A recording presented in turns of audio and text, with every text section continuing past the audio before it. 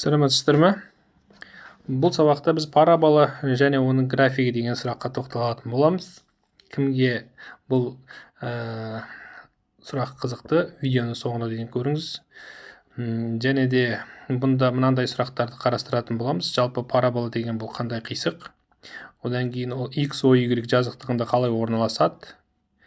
Орналасу ерекшеліктеріне байланысты біз оның формуласын қалай жаза аламыз деген сұрақты қарастыратын боламыз. Егер бұл сұрақтар сізге таныс болса, әрине онда сіздер келесі сұрақты ойлаңыздар.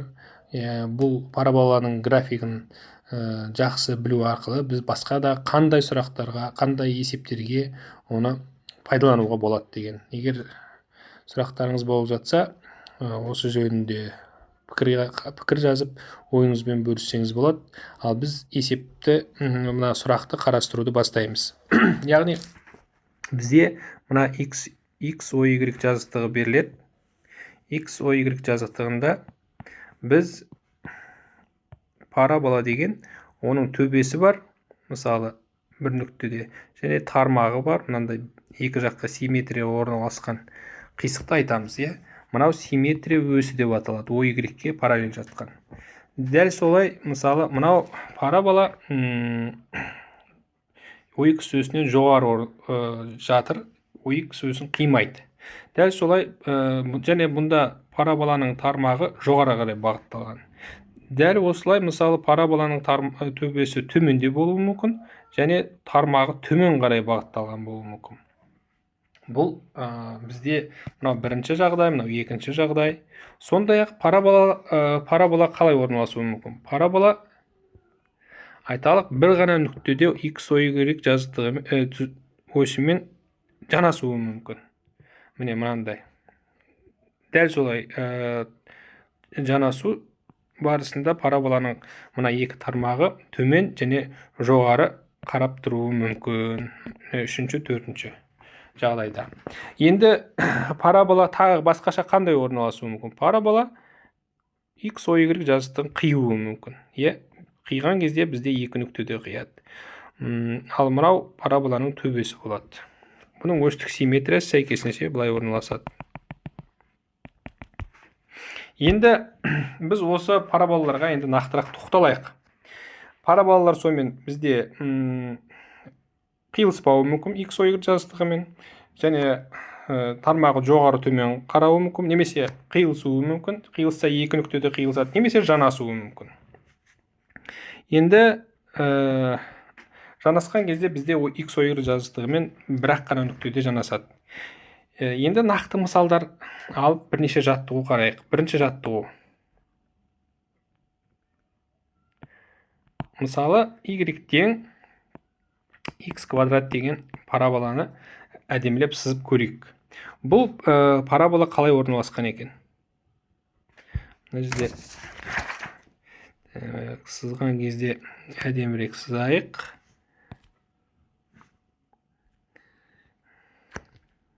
Қазір есептеуімізге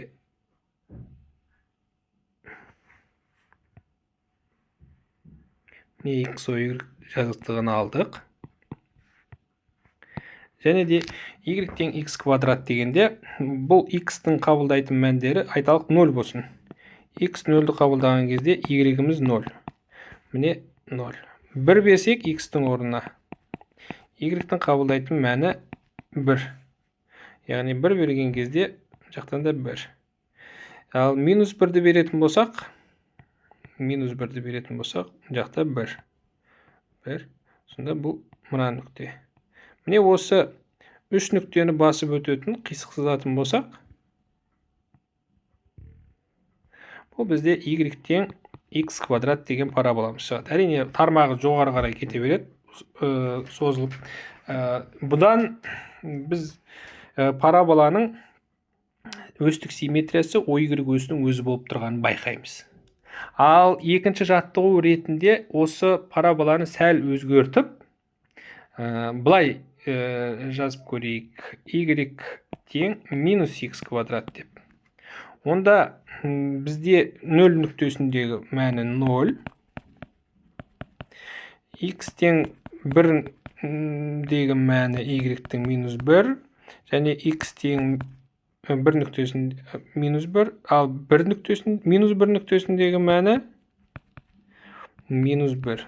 Бұл нүктелерді табайық. Яғни 0-де 0, 1-де -1, міне -1.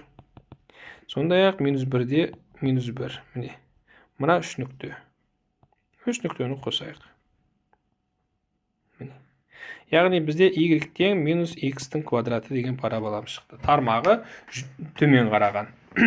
Бұның да өстік симметриясы OY осінің өзі. Енді бұл біздің жаттығуымызды кішкене күрделендіріп, мынау екінші жаттығу, жақсы екінші жаттығу дейік. Екінші жаттығу мынандай болсын. Бізде y тең x квадрат қосылған, мысалы 1 дейік. Бұл қандай парабола болады екен? X, y жазықтығын сызайық.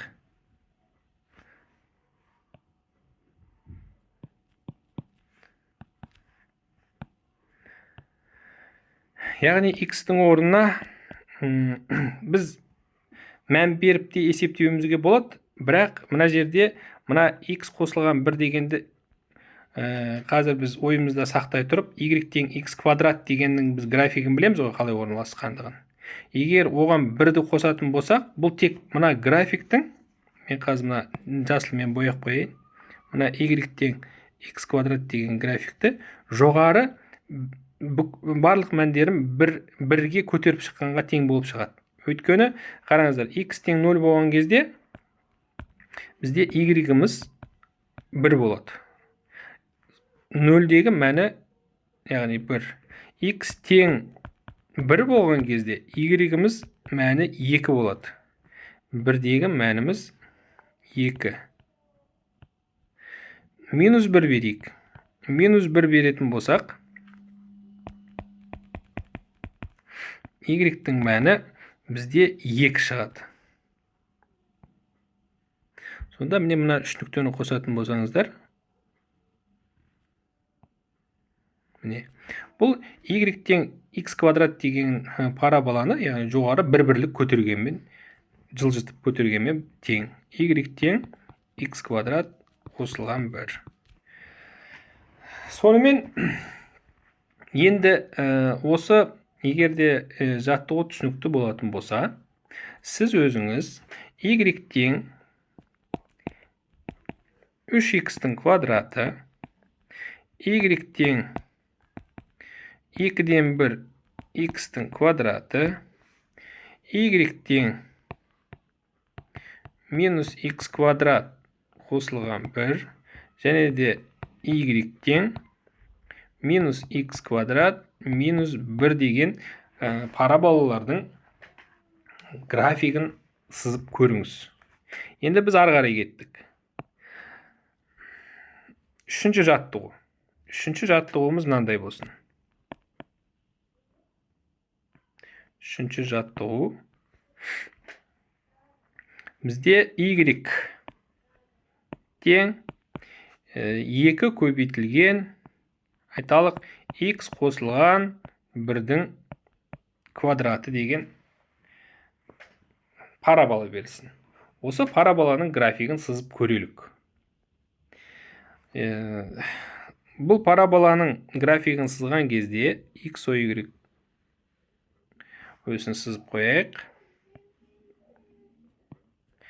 Және байқасаңыздар, бізде x, y жазықтығында y тең x квадрат функциясының графигін сызған кезде, оның 0-дегі мәні 0 деген оның төбесі болды. Яғни оның осы нүктедегі мәні 0, одан кейін қалған нүктедегі мәндері мына жерде квадрат тұрғандықтан, бұл ыңғайда оң сандар шығады деген сөз ғой, 0-ден үлкен. Сондықтан мына біз ойланамыз, мына параболаның 0-ге тең болатын мәні қай жер? Ол x қосылған 1 тең 0 нүктесінде. Бұл яғни x тең -1-де. Сонда y-іміз тең болады 0-ге. Яғни біздің төбеміз x-іміз -1-ге тең болған кезде, ал y-іміз 0 болған кезде деген сөз. Соны тауып алайық. Міне -1-де 0 деген төбеміз жатқан нүктені. Енді бұл симметриялы. Және де мына осының алдындағы мына 2 деген коэффициент, бұл оның таңбасы 10 болғандықтан тармағы жоғары қарайтындығын білеміз біз. Енді осы бұның x тең мына -1 деген түзу бұның симметрия өсі болып табылады. Міне осындай ақпараттарды білеміз. Және симметрия өсі болғандықтан біз мына 0-дің 2 жағынан, -1-дің 2 жағынан 0 және -1 деген мәндерін есептейік. 0-ді беретін болсақ, біздегі мәні бұның x тең 0 болған кезде y-дің мәні 2. Осы нүктені табайық. 0-де 2 деген. 0-де 2 деген нүкте мынау. Сәйкесінше x тең -1-дің сол жағынан біз -2-ні береміз. Сонда y-дің мәні 2 болады. Яғни бұл да -2-де 2 деген нүкте. Оны табатын болсақ, -2, мына жақта бізде 2, міне мына нүкте. Енді осы 3 нүктені біз қосамыз.